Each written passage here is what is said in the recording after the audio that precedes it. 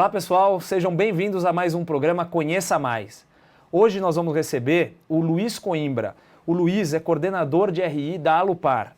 Luiz, seja bem-vindo aqui conosco, obrigado pela sua participação. Obrigado, satisfação é toda minha, Leandro. Bom, Luiz, para a gente começar a nossa conversa, eu queria te pedir para explicar um pouquinho mais quem é a Alupar, o segmento de atuação, posicionamento de mercado, por favor. Vamos lá, a Alupar é uma empresa, uma holding de investimento. Ela atua nos segmentos de geração e transmissão de energia. Tá? É uma empresa relativamente nova, ela foi constituída em 2007, mas ela faz parte de um grupo que atua há mais de 50 anos no setor. Tá? É um grupo focado em engenharia para a infraestrutura do Brasil. Como é que a Alupar foi fundada? Em 99, com o início das privatizações do setor de transmissão, os acionistas viram uma oportunidade de perpetuar o negócio da família, deles, e resolveram criar a Alupar. Então, de 99 até 2007, o grupo foi participando de alguns leilões de transmissão, foi adquirindo alguns ativos, e em 2005 teve um novo marco regulatório do setor, certo, que desverticalizou o setor, né, acabou com a questão do self-dealing, e eles resolveram entrar também no segmento de geração. Com vários ativos pendurados debaixo dessa holding dos acionistas, eles viram que deveriam fazer um veículo para consolidar todo o segmento de energia do grupo. Então foi criada em 2007 a Alupar. Hoje a Alupar é a quarta maior empresa de transmissão do Brasil, e se a gente olhar só as empresas que foram licitadas, ela é a segunda maior empresa. Tá? Ela tem 11% do mercado como um todo e quase 23% do mercado só dos empreendimentos foram licitados. A gente tem hoje 21 ativos de transmissão, tá? Esses ativos estão espalhados por todo o Brasil e também tem alguns ativos, tem um ativo de transmissão no Chile. A gente totaliza 5.700 quilômetros de linha de transmissão. No segmento de geração, a gente detém aí aproximadamente 780 megas de energia, dos quais 601 estão em implantação e 179 operando. A gente tem renovável, a gente tem usina de pequeno porte, usina de grande porte, de médio porte, e temos também projetos de parques eólicos. Certo. Bom, inclusive a listagem da companhia na Bolsa é recente, né? É bem recente. Em 2008 a Alupar tentou fazer fez uma primeira tentativa de IPO, tá? Coincidiu com a crise dos Estados Unidos. Certo. Aí a companhia acabou tirando o pé, resolveu fazer uma operação de private placement, então buscou um acionista, fez uma operação com o FGTS, tá? O FI aportou um recurso na companhia. Esse recurso possibilitou a companhia implantar os empreendimentos que ela tinha em construção, crescer, e em 2012 os acionistas verificaram que assim, era o momento, ou tirava um pouco o pé no crescimento, ou realmente precisaria fazer um IPO para reestruturar a parte financeira da companhia. Então, iniciou os trabalhos e o IPO acabou acontecendo em abril de 2013. Tá certo. Bom, como você mencionou para a gente aqui, vocês já são bastante relevantes aqui no setor elétrico no Brasil. E, inclusive, vocês têm realizado investimentos fora do país agora, né? Por exemplo, na Colômbia, no Peru. Eu queria que você contasse um pouquinho mais desses investimentos no exterior, por favor. Não, vamos lá. A Alupar selecionou alguns países que ela entende que tem uma certa proteção regulatória. Tá? Então a gente selecionou Chile, Peru e Colômbia. No Chile a gente tem um ativo de transmissão, ele já está operando desde 2010, tá? É um ativo de 200 quilômetros no Chile. E a gente agora tem dois projetos, tem um projeto na Colômbia. Na Colômbia são 3 PCHs, a gente iniciou a construção da primeira, é uma PCH de 20 megas, no primeiro trimestre desse ano. E no Peru a gente tem uma usina hidrelétrica um pouquinho maior, 64 megas, a gente iniciou a construção em fevereiro desse ano, e a expectativa é que esses dois empreendimentos, tanto do Peru como da Colômbia, estejam em operação até 2016.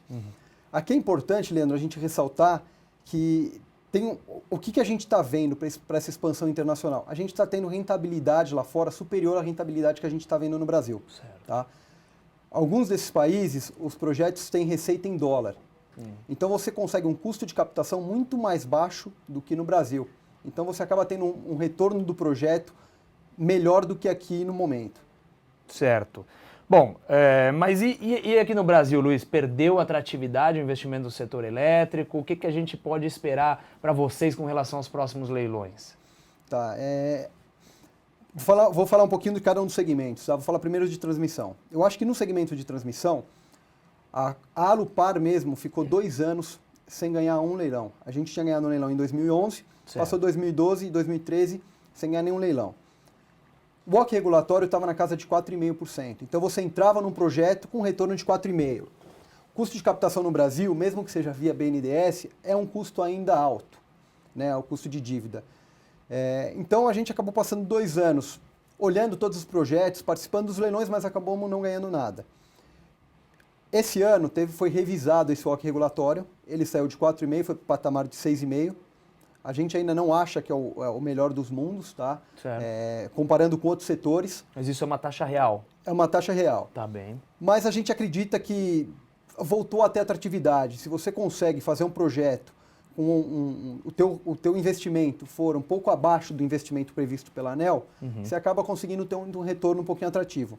Nessa linha, a gente ganhou um leilão esse ano. Em maio desse ano, a gente ganhou um projeto, são 2 subestações e uma linha de transmissão pequena, aqui na Baixada Santista, é um investimento de 260 milhões de reais. Então, a gente acha que vão ter oportunidades no setor. Transmissão. Falando um pouquinho de geração, eu acho que geração a gente está num momento bem conturbado no Brasil. Acho que está na mídia o tempo inteiro, tem questão de GSF, que é possível racionamento.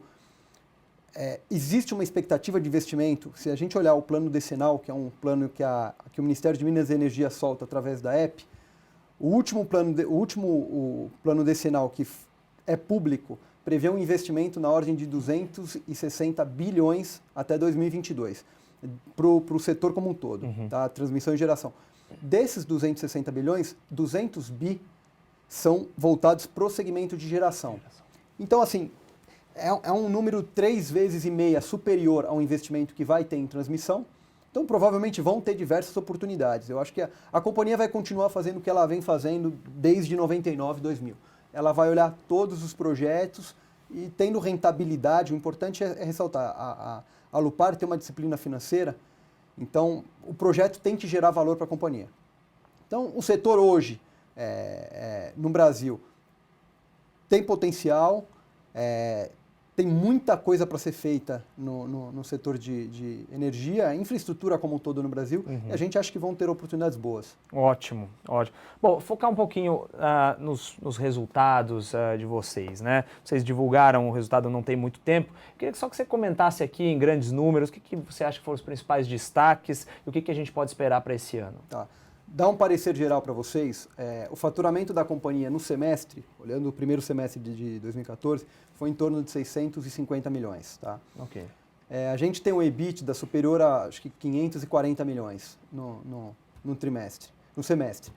Qual que foi o grande impacto que a gente teve olhando agora o trimestre, analisando o segundo trimestre? O nosso segmento de transmissão ele é muito resiliente. Tá? Os números são muito constantes, geralmente se você pegar e atualizar o nosso resultado por inflação, você vai chegar no resultado do próximo ano, você não tem grandes alterações, tá? No segmento de transmissão. O segmento de geração está sendo impactado pela questão do GSF. O que é o GSF? No Brasil existe um mecanismo de realocação de energia, MRE. Toda usina no Brasil, ela tem a capacidade instalada e tem energia segurada. A energia segurada é aquilo que realmente ela tem que gerar durante o ano inteiro.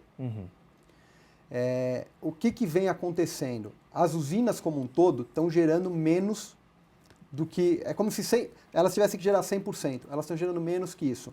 Então elas são obrigadas a comprar proporcionalmente à capacidade delas energia de termoelétrica no mercado spot. Tá certo. Então isso entra como uma compra de energia no seu resultado. Então isso vem impactando os números. A gente teve um impacto no nosso balanço do trimestre de acho que em torno de 11 milhões. Tá?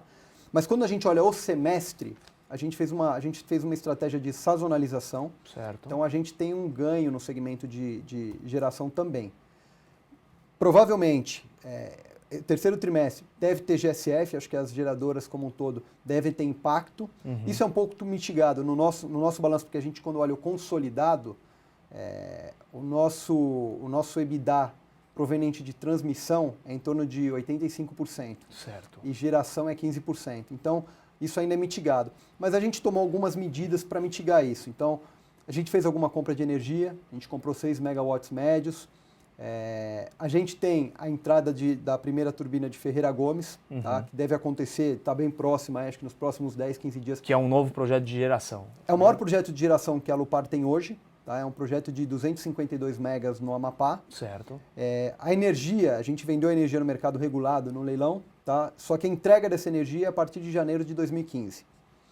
Então, como a gente vem trabalhando com uma antecipação, essa antecipação, a primeira turbina deve estar entrando já em fase teste nos próximos 10 dias.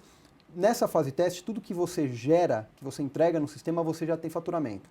Então, muito provavelmente, isso vai reverter esse problema de GSF que a gente teve no segundo trimestre e possivelmente pode ter alguma coisa no terceiro. Certo. Ótimo. Bom, você já citou aqui uma série de pontos, mas eu queria te pedir, até para a gente concluir esse nosso bate-papo, para você falar para o pessoal aqui o que você considera que são os principais diferenciais da Alupar nesse segmento que vocês estão e por que o investidor deveria ter a companhia nesse momento como uma opção de investimento? Tá ótimo. Primeiramente, acho que é interessante, Leandro, ressaltar que a Alupar é a única empresa listada na Bovespa que atua no segmento de geração e transmissão. Então, isso faz com que ela tenha um mercado de atuação maior. A gente está atuando fora do país também. Então, a estratégia de crescimento da companhia, ela passa por 2 setores, passa por 3 países que a gente selecionou na América Latina. Então, o potencial de crescimento é grande. É interessante ressaltar também na Alupar, eu acabei não entrando muito nesse detalhe lá no começo, mas a Alupar ela vem de um grupo que era uma construtora, né? Então, que atua desde 1960 no Brasil com projetos relacionados à infraestrutura. Então, existe um DNA de engenharia dentro do grupo. Esse DNA possibilita a gente implantar projetos, desenvolver e implantar projetos de uma forma mais eficaz, tá? Então, a gente acaba conseguindo um retorno adicional. Todos os projetos que a Alupar fez até hoje, todos os projetos que estão na carteira da Alupar, foram projetos Greenfield. O que são projetos Greenfield? São projetos iniciados do zero.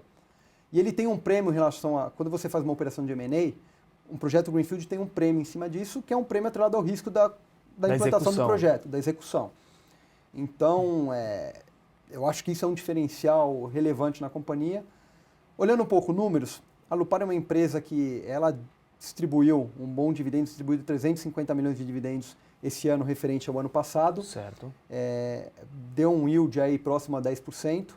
A ideia da companhia é não ser uma empresa retentora de caixa. A gente quer crescer e pagar dividendos. Então a gente tem todo um case para seguir essa equação. Então a gente tem, hoje, pelo estatuto, a companhia tem que pagar 50% do lucro mínimo, o dividendo é 50% do lucro líquido, é o mínimo obrigatório que a gente se comprometeu. Mas se a gente não tiver nenhuma oportunidade de investimento num determinado ano, a empresa vai pagar, a empresa não quer reter caixa. Tá certo. Eu acho que a gente está no momento, olhando agora um pouquinho de cenário, momento que se fala em racionamento, eu acho que racionamento é péssimo para o país, todos os setores sofreriam. Eu acho que nesse momento o melhor segmento para você estar investindo é transmissão. Transmissão é extremamente blindada com relação ao racionamento. Eu não sei se o pessoal está familiarizado. O que acontece? Uma geradora, ela fatura aquilo que ela gera. Certo. Uma transmissora não. Independente da quantidade de energia que passar na linha, ela recebe é o que a gente chama de RAP, é uma receita anual permitida. Então, num cenário de racionamento, as geradoras vão ter um impacto, mas as transmissoras não têm, elas estão extremamente blindadas. Então, acho que é um momento interessante para se olhar para esse segmento. Tá ótimo, Luiz. Luiz, queria agradecer de novo sua presença aqui conosco hoje. Foi com certeza muito proveitosa essa nossa conversa. Leandro, eu que agradeço. Obrigado pela oportunidade. Obrigado. Pessoal, muito obrigado pela audiência e até o próximo programa Conheça Mais.